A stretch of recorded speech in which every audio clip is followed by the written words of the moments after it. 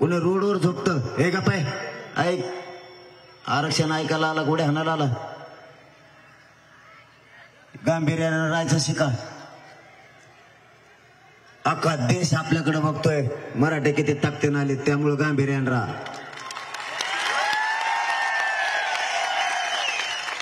सरकारनं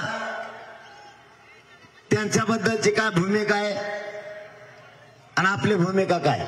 आपली भूमिका ही आहे ती तुमच्या समोर अगोदर सांगतो. ही तुम्हाला सगळ्याला माहिती आहेत म्हणून तुम्ही मुंबईला आलेले. आपलं म्हणणं होतं जर 54 लाख नोंदी मराठ्यांच्या जर खरंच सापडल्या, मराठा ओबीसी आरक्षणात असलेल्या, तर ते प्रमाणपत्र तुम्ही वाटप करा. ज्या 54 लाख नोंदी सापडल्यात, नोंद नेमकी कोणाची आहे हे माहिती जर करायचं असलं तर त्या ग्रामपंचायतला नोंदी मिळालेले कागद तुम्ही चिटकावले पाहिजे. तरच माहित होईल की माझी नोंद सापडली का नाही सापडली. तरच तो अर्ज करू शकेल प्रमाणपत्र घेण्यासाठी. त्यांनी असं सांगितलं होतं की काही जणांनी अर्ज केले नाहीत. आता त्याला नोंद मिळालेली जर माहीतच नसलं तर ते अर्ज करीन कसं. त्यासाठी तुम्ही ग्रामपंचायतला लावा आणि शिबिर घ्या.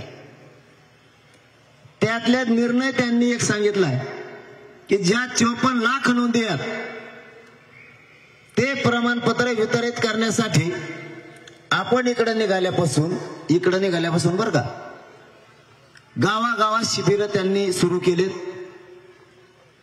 आणि नोंदी जे मिळाल्या ते सुद्धा ग्रामपंचायतला लावायला सुरू केले. आता 54 लाख नोंदी मिळाल्या, 54 लाख बांधवांना प्रमाणपत्र मिळतील. कारण नोंदी मिळाल्यात म्हणल्याच्या नंतर ते मिळणार आहेत हे ग्राह्य धरू. विषय राहिला दुसरा, ज्या नोंदी मिळाल्यात, आवाज येतोय सगळ्याला, ज्या नोंदी मिळाल्यात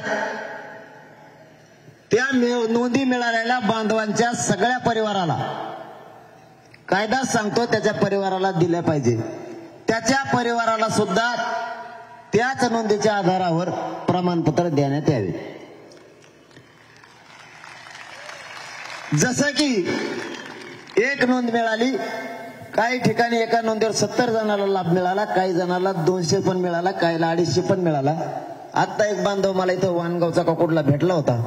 त्यांनी सांगितलं माझ्या एका नोंदीवर 70 लोकांना, आमच्या गावातल्या 170 लोकांना आमच्या गावात फायदा झाला आणि त्याच्यात मी सुद्धा असं तो म्हणला. पण आपण सारासार 5 धरू. एका नोंदीवर 5 जरी फायदे झाले तरी 2 कोटी मराठा समाज आरक्षणात जातो.